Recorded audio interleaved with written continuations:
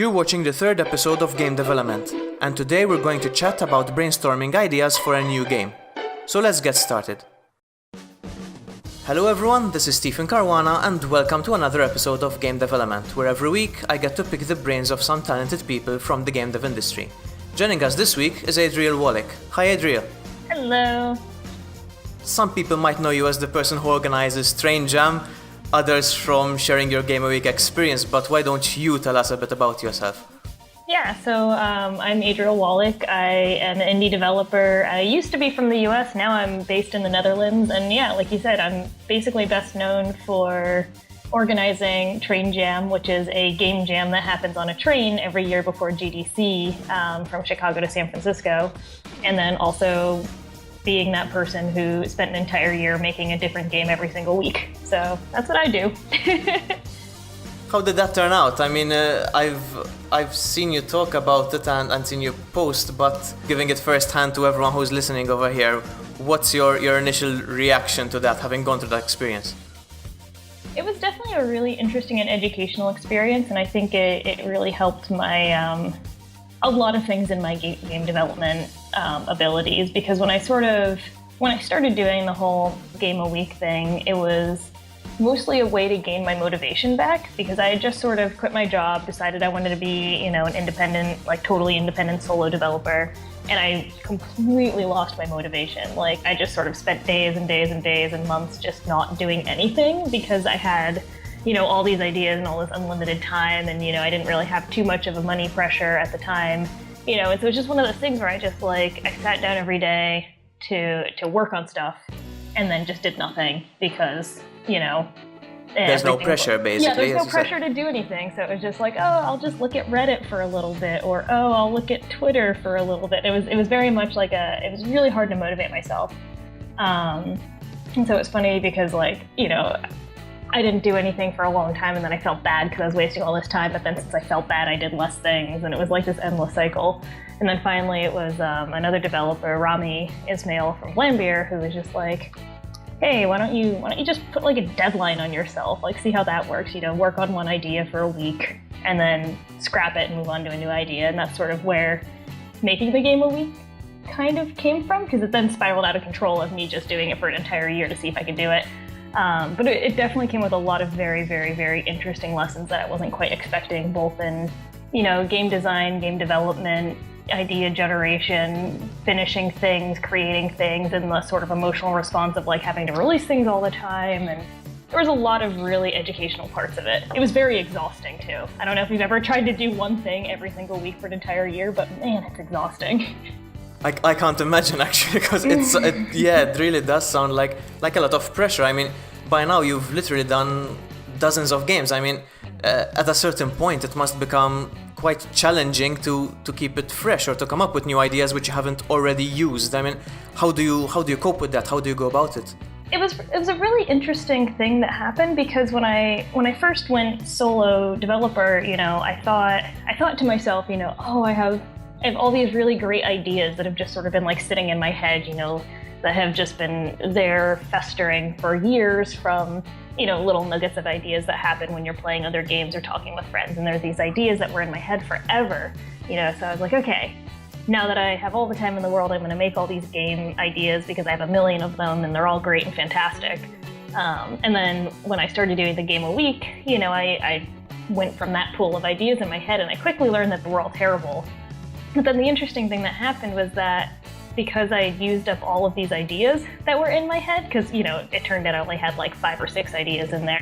And so then I had this almost like a void, in my mind, where I could be outside and, I'd look at a tree, and that tree would just spark an idea and it would go into that little void. And it was just because I had been since I used up all of these ideas, I all of a sudden had this space for new ideas to just come in, which was interesting because I would get inspired by the weirdest little tiny things, one of my favorite games that I made, which was towards the end of Game a Week, was a game about, basically about gravity. And so what it was is you have a certain amount of mass, and you can use that mass to create planets, make the planets bigger, make the planets smaller, and the gravitational pull of those planets guides this little object, and you have to guide that object to collect little star bits. And that idea came from, like, I was laying in bed and I was listening to music, and I wasn't even thinking about games. And then the song I was listening to made me think of space for some reason. Like, the song just sounded like what I would imagine space to sound like. So then I started thinking about space, and then, like, something happened in the song and it made me think of gravity, and it was just like all these things just sort of spiraled out of control. And then I was like, oh, I have a game idea. Like, I have an idea. Yeah, and I, like, got up out of bed and I got my computer and I started coding, and it was one of my favorite games. But it was just because I just had that space that was empty and was just sort of sitting there, just littlest things could always come in there and just trigger these ideas. And, you know, there's something to be said for being able to recognize when you're having an idea and sort of, like, fostering that a little bit, because I could have just gone, oh yeah, space sounds like this, and then never thought of it again. But, you know, it was like, oh, this is what I think space sounds like. Ooh, now I'm thinking about gravity, now I'm thinking about orbits, now I'm thinking about this. Okay, I think this is a game idea, let's think about this a little bit more. From what you're saying, it sounds like you need to, as a game developer or designer, whatever one calls oneself, you need to enter in a kind of mindset, a frame of mind that you need to be receptive to ideas and explore them as possible games. Not just, as you said, oh look, this is space and that's it. You need to kind of have a certain way of thinking about things, always looking out for that next game idea. Is that correct? I think there's a few different things that go into it, because there is, you know, like you said, being just receptive to ideas, you know, sort of having a space available for those ideas to come in. And then in addition to that, sort of doing things that can trigger inspiration or can, you know, allow you to come up with ideas, you know, like listening to music or reading books or reading comic books or watching movies or hanging out with friends or going to a new place or just seeing something new.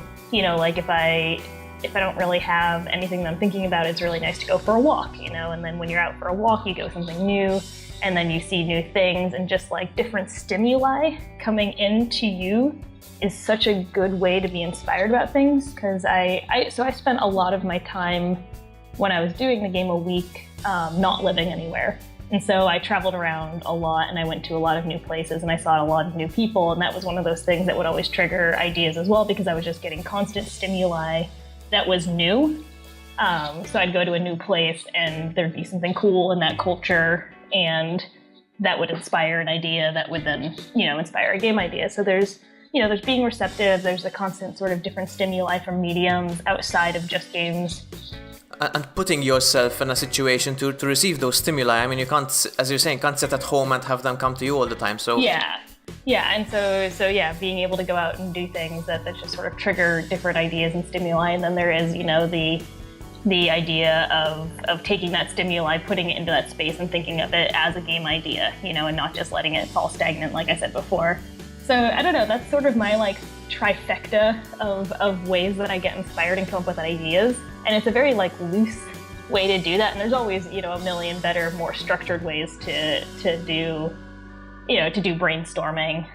But this is sort of like, I think, my process of, like, just thinking of different ideas, and then I take those ideas and I further brainstorm them in the more, like, specific ways. Yeah, that's it, because I don't think that in some things there is, but in most things there's no right way. I think there's a correct approach maybe, but everyone has different things which work for him, which is kind of the sense of what I'm trying to achieve through game development as well, because everyone has his own way of doing that, and there's lessons to be learned from every situation, essentially. So yeah, and especially game development, which is something that is so highly triggered by creativity, and there's 100% no right way to be creative. You know, you either do it in the way that feels best for you, and that's it. Like, that's your only choice. And it's one of those things, it's like one of my pet peeves when people are like, oh, this tool is the best, or this tool is the best, and they get these little wars about that. I'm just like, no, the best tool is what makes you feel best and what works for you. It's the same thing with absolutely everything in this industry, is just you find what works for you, and then you do that. And it's good to get a bunch of different perspectives and try a bunch of different things, because, you know, I did that for a game a week as well, where it was like, I mostly stuck to Unity, but I tried to branch out to other tools, and I tried to branch out to other genres and other, 3D versus 2D versus online multiplayer versus local multiplayer. And I just tried all these different things to see what I liked best and what I liked building best and what I was best at, So yeah, I don't know. That is one of those big things in this industry is you find what works for you and you stick with it. Yeah, exactly. Because everyone has his own kind of way of doing things. Exactly. But on the flip side, I mean, in certain situations, and I think this is the benefit of doing something like Game a Week, because you get the chance to explore and learn stuff about yourself, which you go outside of your comfort zone and learn them. But when you're in a situation where you have to come up with certain ideas or have to take a decision on something, in such a situation, what maybe additional perspective or insight has this Game a Week for a whole year given you when if you're forced to go down a route or something like that? I always find, and I think this is more for things like, very specific game jams or whatever, like having a theme imposed upon you that you sort of have to adhere to is really good. That's one of the things why I think game jams are really, really nice, is most of them have a theme that they, you're not 100% forced to use it, but it's something that is suggested and heavily implied that you should use. And that is always a very specific trigger for inspiration of different ideas. And then, when you're doing a game jam, you get that theme and you form a team and you just start brainstorming and listening to each other say their ideas, and not shooting any of them down, just listening to them, writing them down. It's one of my biggest pieces of advice when you're brainstorming with a team is you never say no. Everybody says their idea, you write it down. It doesn't matter how half-formed it is, how half-baked it is. You write it down, you don't say no to that, and you let everybody get all the things they're thinking about that theme out. And then you go through and you work together and you see which one has a mechanic, and which one has a mechanic that you think is doable, and which one has a mechanic that you think is doable that also fits the skill set that you have at your disposal. And then you take that and then you break it down to further tasks and further tasks and further tasks. And I think a lot of the more time pressure brainstorming comes down to not saying no to an idea, no matter how silly you think it is or how harebrained of an idea it is. You just sort of let it and you take it and you see what you can do with that. And there's a bunch of more concrete ways to do brainstorming if you're trying to think of an idea and stuff. There's one method that a designer friend of mine had me do one week when I just could not think of any ideas. And I can't remember exactly what it was, but it was the elemental tetrad is what it was called. And basically you wrote down graphics, technology, mechanics, story, and aesthetics is what is part of the elemental tetrad. And what you do is you put those into 4 columns, and then you just sort of sit there and you think of ideas that fit only in that column, like what technology is at your disposal, Unity or networked multiplayer, whatever. You just think of a bunch of different technologies that you have at your disposal for this project, and then you go through and then you go to the mechanics column and you only write down different mechanics that you'd like to explore. Then you go to the story column and you write down different story elements that you are thinking of. And then you go to the aesthetics and you talk about, the graphics and the aesthetics that you're thinking of. And then once you have all these individual lists, you go through and you take a pencil and you see if you can draw like a line between any of those 4 columns and what makes sense. A Unity game about pushing buttons, with a story of 2 people falling in love that's done in 3D, and you just find these little things and you just sort of go through and you see what makes sense to you in terms of those 4 different elements as one idea. So there's a lot of different things like that I think are really helpful for very structured idea generation, because that makes you see connections between things you wouldn't have seen before, and it's really interesting to just get things down on paper and look at them from an outside perspective, because when you think of things in your head, everything feels like it makes sense in there until you start writing it down and you start saying it out loud, and then you realize it doesn't make any sense at all or it didn't work as an idea. And that was actually one of the things that I learned from doing Game a Week when I did those first few weeks where I explored the ideas that were in my head for so long that I thought were amazing. It turned out they weren't actual ideas. They were just sort of concepts that weren't fleshed out whatsoever, and it was because they were in my head. So I think writing things down and seeing connections between different ideas is a really helpful way to organize your ideas and get ideas down that you wouldn't have thought of otherwise, if that makes sense. Yes, of course, it makes perfect sense. In fact, it's such a simple concept, but it's immediately, it's sounding that it's very powerful because you've got everything tangible written down in front of you. Your kind of the volatile thoughts are put into a more permanent state in front of you, and you can slowly kind of have a look at them and come up with different permutations you wouldn't have thought up if you were just thinking about it in your head. Yeah. So it's the same thing. Have you ever heard of the concept of rubber duck debugging? Rubber duck debugging. No, I've got to say that I haven't, or I'm sure I would have remembered that. So it's a form of programming debugging where you have a rubber ducky on your desk, and when you're stuck on a bug, you explain out loud the bug to this rubber duck. All right. Because it's one of those things, like, I don't know, I'm sure if you've ever programmed something in your life, you've experienced this where you're stuck on a bug, and you're stuck, and you're stuck, and you're stuck, and you cannot figure out the solution. You turn around to somebody and you go, okay, I have this bug, can we talk it through? And then the second you start saying things, you go, oh, I've solved it, never mind, I figured it out. Because it's the act of getting it out of your mind and saying it out loud in a slower, more direct way that lets you see what you've done wrong or lets you see something more clearly. And so rubber duck debugging sort of takes that, and it forces you to say it out loud, which forces your brain to process it outside of your own mind, which helps you see things a little bit more clearly. And it's the same thing with writing things down and just looking at things like that, where you have all those things in your head, but by seeing them outside of your head, it's more clear to see. So it's almost like rubber duck debugging, but for idea generation. Yeah, more verbalized, more tangible. You let your mind process things essentially. Exactly. But then again, I think that's also good to evaluate an idea as well, not just coming up with it. I mean, once it's there written down, you can focus on that and evaluate a bit better whether that's an idea you would like to pursue or not. So it's not just the generation of idea, it's even taking it further, I think. Like your concept or your high concept, which you've written down as your starting point, and you can start exploring that. Yeah, and that was another thing with doing Game a Week and having to do this every single week was it very quickly taught me how to identify an idea that would actually turn into something as opposed to an idea that wouldn't, because there's so many ideas out there that sound like a good idea, and then when you start turning into a game, like, they're terrible. You know, it doesn't make sense as a game, it doesn't work in an interactive medium or whatever. And sometimes it's hard to spot that, but I very quickly, because I always had such a short time pressure every week, I very quickly was able to get in tune with an idea that sounds cool that isn't, you know, and I'd still write it down and I keep it in like a little book somewhere of ideas that maybe someday I can turn into a game. But I think being able to easily identify that is a really good skill. A lot of people have a lot of ideas that just aren't going to work.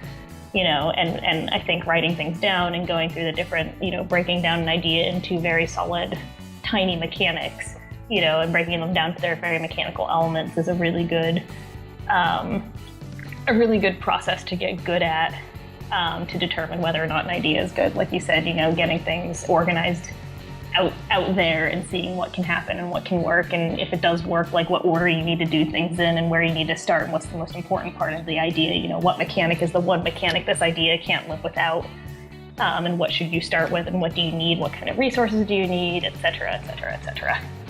Which is kind of you're kind of coming up with, defining a different, not a separate one, a complementary component to idea generation, which is your analytical, your critical skill to judge an idea once it's out there. So it's not just coming up with the idea, you need to be able to somehow analyze that and say, look, this will work out, or this might work out, or this probably won't. Right. Yeah, because that is a really important part of idea generation, because if you're just generating ideas out of nowhere and you're not looking at them through a critical eye, then you're just going to end up with a bunch of crap ideas. But that's okay in a way. I mean, as long as you know that they're crap, exactly. Essentially. You have to be able to know that they're crap. Yeah. Good. Important to know that. Well, I guess that might come in handy when you've got other people you can run an idea by as well. So it's not just you. Maybe once you're filtering out a couple of ideas, you go to a friend or a fellow developer or even someone outside of the game dev scene. Look, this is what I'm thinking about. What do you think? And it's nice to get that feedback as well. I think. I think that's a really important part of idea refinement is talking to other developers and showing them your idea, because when you come up with an idea, you're going to be attached to it in a way that nobody else is going to be. It's something that you have an emotional attachment to. It's something that you think is good and you don't want to admit might be bad, because it's something that you came up with. And so when you show your idea or walk through your idea or your game with other developers who aren't as emotionally attached to your idea, they're the ones who are going to be able to point out the things that you are too close to see. Like, oh, this doesn't work. Why do you want to do this? Why do you think it needs to be a 2D side scroller when it could, it would work better as a 3D first person shooter? They can look through an idea with a much more critical eye than you can, and you need to be able to accept that and listen to their ideas and listen to their criticism. That's a super important skill to learn, is listening to other people's criticism and taking it to heart, and also knowing when to ignore their criticism, but also, much more importantly, knowing when to take their criticism into consideration to make your ideas better. Most people, especially a lot of designers and developers and stuff, are very, very open to helping each other out and giving feedback and, giving truthful feedback, which is extra nice, and I think listening to them is a really, really, really good skill to learn.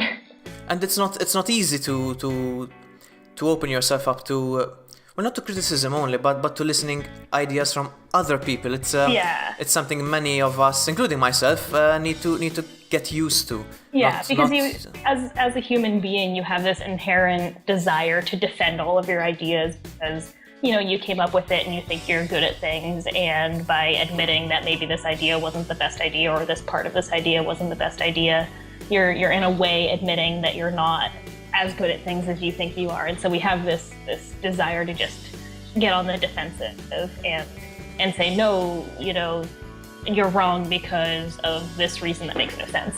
And I think, and everybody is guilty of it, even the people who are the most receptive to criticism are still receptive to being defensive about their ideas, but it's definitely something to be aware of and something to attempt to improve, and try to listen to people. Yeah, and probably stems from our nature that it's a fear of failing, I guess. Yeah, which, everybody has a fear of failing. Yeah. We are such inherent fearful people of failing, and especially nowadays that we are all so connected to each other via the internet, Twitter, Facebook, Tumblr, whatever.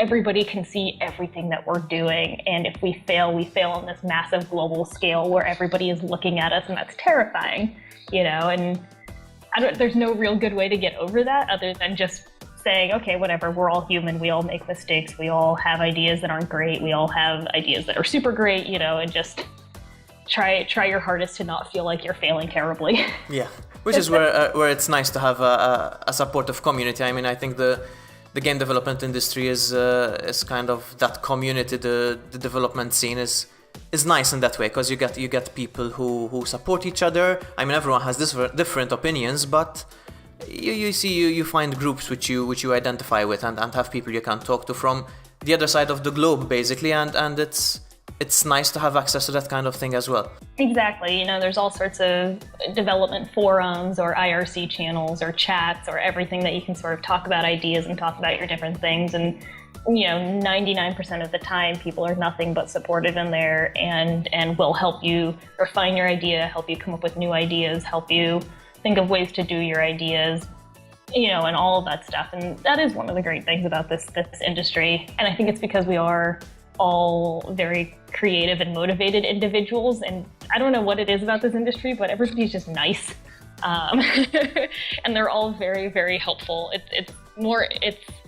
It's a much closer industry than any other industry I've ever been in. And it's just amazing because physically we're all spread out all over the world, and yet everybody is just very close and willing to help. And it's a really cool thing about this industry. I super love it. It's what I'm learning about it as well, because it's, as you're saying, anything I ever touched before, it's completely different. This is way out of my comfort zone. I'm not accustomed to this kind of it's been a few years now, but I'm still getting used to the openness and the ease and facility you have with speaking with people and sharing and stuff. So that's all very great, and I'm happy to be involved in something like this. So that's what, there's so many developers that I meet who are new to the industry, and they always ask, how do I talk to this developer? How do I do this without feeling weird, or how do I ask for advice? And the only advice I can ever give them is just do it. Go talk to them, treat them like a human being. Be a normal, not a normal person, I guess, because we're all super weird in this industry. Basically, the big thing is treat other people like human beings, and they will 100% help you with anything. I have never asked for advice from somebody and been told, no, I don't have the time for you. Even the most busy developers will just drop everything and go, yes, I will help you. And that's awesome. Yeah. And it's and even if someone says, look, no, I'm a bit too busy, and that's all right, because people might be afraid of rejection or something like that, which is, again, it's not gonna happen commonly, but that's okay as well, and there's nothing wrong with trying at the end of the day. Yeah, because the worst that's gonna happen is somebody goes, no, sorry, I'll talk to you later. Yeah. And they will probably not remember you, or maybe they will remember you, but they're not gonna hate you, coming up to them and talking to them.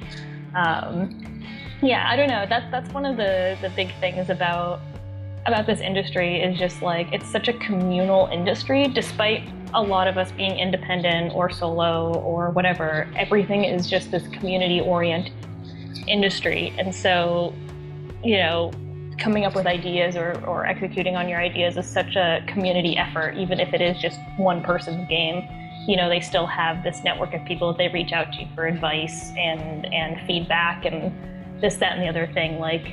It's hard to be a solo developer without any connection to the outside world. That's just not going to work. You have to reach out to the community, and you have to just sort of try to be part of it, and, in your own way, in whichever way you find comfortable, essentially. It's just, I think working in a bubble is bad. That's my opinion.